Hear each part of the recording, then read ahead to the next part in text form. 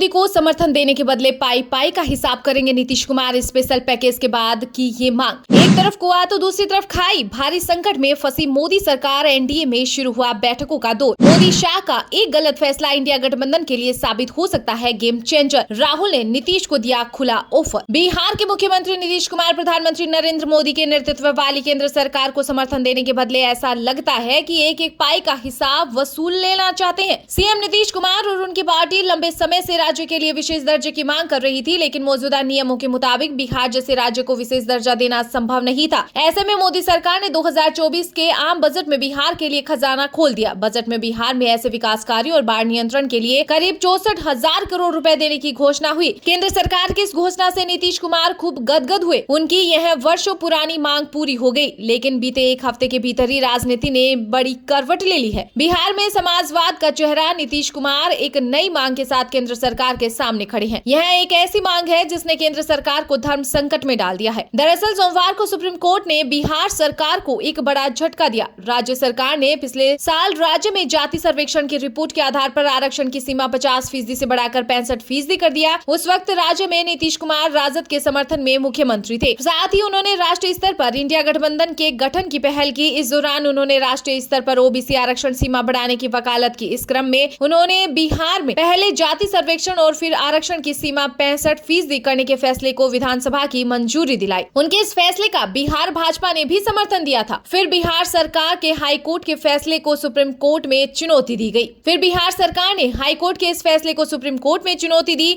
जहां 29 जुलाई को शीर्ष अदालत ने हाई कोर्ट के फैसले पर रोक लगाने से इनकार कर दिया। अब यह मुद्दा राजनीतिक बन गया है। विपक्षी राजद इसको लेकर नीतीश कुमार पर हमलावर है। नीतीश की राजनीति के लिए इस फैसले को लागू करवाना बेहद अहम हो जाता है। ऐसे में इसका एक ही रास्ता बचा है, बिहार सरकार के इस फैसले को केंद्र सरकार संविधान की 9वीं अनुसूची में डाल दे। इसको लेकर नीतीश कुमार और उनकी पार्टी ने केंद्र सरकार से औपचारिक तौर पर अनुरोध भी किया है। आपको बता दें कि संविधान की 9वीं अनुसूची में किसी मसले को डाल देने से उसकी अदालती समीक्षा नहीं की जा सकती।